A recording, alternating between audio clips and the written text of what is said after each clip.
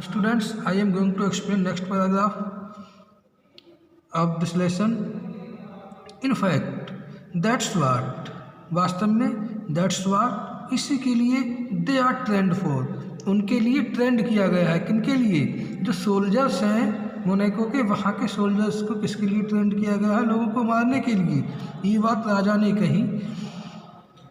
So the general talked it over with the soldiers to see whether one of them would not undertake the job.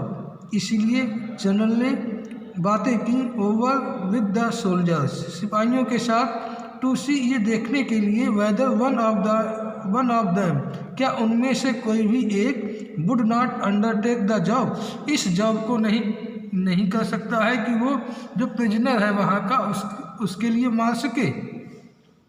But none of the soldiers would do it, लेकिन कोई भी soldier उसको मारने के लिए तैयार नहीं हुआ।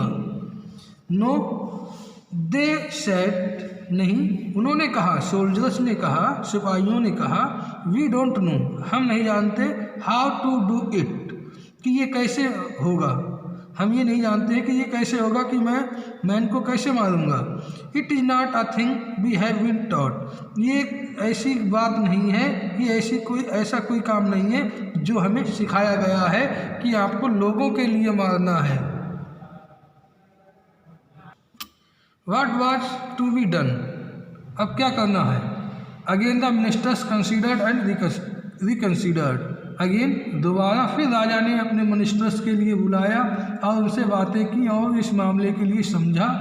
दे असेंबल्ड अ कमीशन, और उन्होंने एक कमीशन असेंबल किया, आयोग असेंबल किया, एंड अ कमेटी, और एक committee, and a sub committee, और एक सब कमेटी उससे छोटी कमेटी के लिए बनाया। एंड एट लास्ट, और अंत में, दे डिसाइडेड, उन्होंने निश्चय किया, किसने? कमेटी ने और कमीशन ने, that the best thing would be to alter the death sentence to one of the imprisonment for life.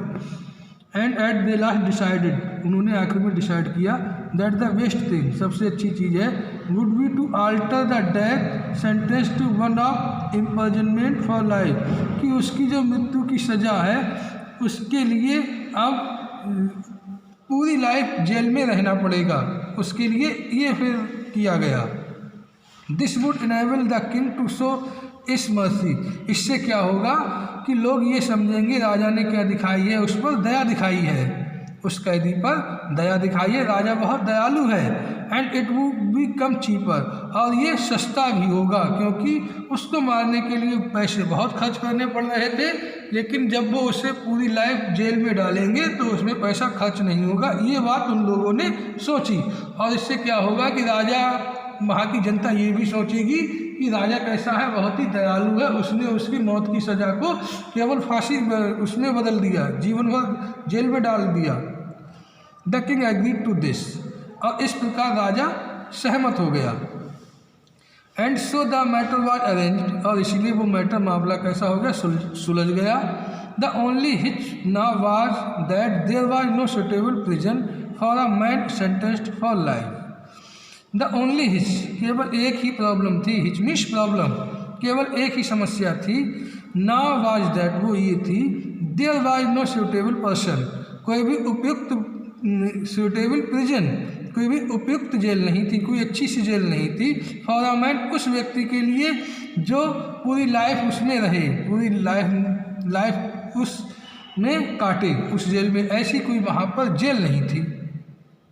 There was a small lockup, एक छोटा सा लॉकअप था, where people were sometimes kept temporary, जहाँ पर लोग कभी कभी आते थे, वो भी टेम्परेरी, आज आए कल चले गए। But there was no strong prison fit for permanent use, लेकिन वहाँ पर कोई भी स्ट्रॉन्ग प्रिजन नहीं थी, कोई मजबूत जेल नहीं थी जो परमानेंट यूज के लिए उपयुक्त हो। Thanks students.